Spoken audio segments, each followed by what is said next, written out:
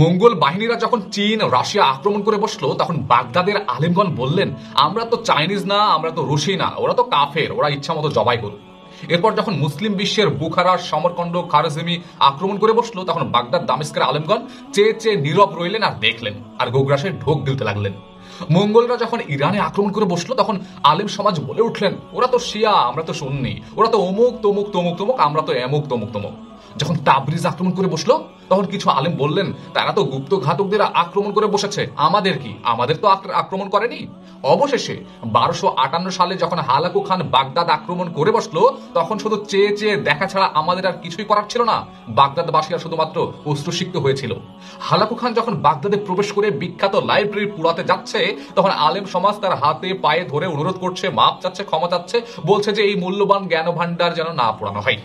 তখন অট্ট হাসিতে ফেটে পড়ে হালাকু খান আর হাসতে হাসতে বলে ফেলে, যখন তোমাদের একের পর এক শহরকে জ্বালিয়ে দেওয়া হচ্ছিল, তোমাদের লোকদেরকে নির্বিচারে হত্যা করা হচ্ছিল, তোমাদের উপর অত্যাচার নেমে এসেছিল, তখন তোমরা এই কিতাবগুলোতে ডুবেছিলে। যে জ্ঞান, যে কিতাব থেকে তোমরা তোমাদের নিজেদেরকে রক্ষা করতে শিখো নাই, নিজেদেরকে রক্ষা করতে পারো নাই, সেই কিতাব রেখে লাভ কি বলো?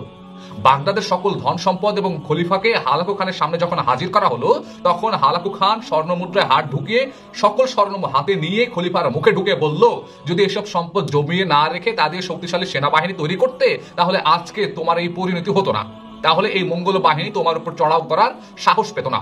ঠিক তেমনই ভাবে ইসলামের তথাকথিত সংস্কারক, তথাকথিত হেফাজত কর্নেওয়ালারা, আলিমগণেরা শুধুমাত্র চেয়ে চেয়ে দেখছে। আজকে যেভাবে মুসলিমের পাশে না দাঁড়িয়ে জালিমের দালালি করছে অথবা চুপ করে বসে আছে, তারাও একদিন মঙ্গল বাহিনীর সামনে পড়বেই। শত্রুদের একের পর এক আগ্রাসন দেখেও কোন রকম প্রস্তুতি তারা নিচ্ছে না, নিজেদের সম্পদ আল্লাহর পথে ব্যয় করছে না, আল্লাহর পথে নিজের সময় কুরবানি করছে না। তাহলে জেনে রাখুন, আগামীকাল যখন আপনার মাদ্রাসায় অথবা আপনার খানাগায় অথবা আপনার মসজিদে আঘাত আসবে তখন সবাই কিন্তু এভাবে চুপ থাকবে, সবাই কিন্তু হাত গুটিয়ে বসে থাকবে, সবাই কিন্তু ভেজা বেড়ালে পরিণত হবে। তখন আপনি কি করবেন? নিশ্চয়ই হাতে চুড়ি পরে বসে থাকবেন। অপেক্ষা করুন লাঞ্ছনা আর অপমানের জন্য। হে নীরব আলম সমাজ, আপনারা কি আসলে ইতিহাস থেকে শিক্ষা গ্রহণ করবেন না? আপনারা কি সত্যি সত্যি ইতিহাস থেকে বিমুখ হয়ে যাবেন?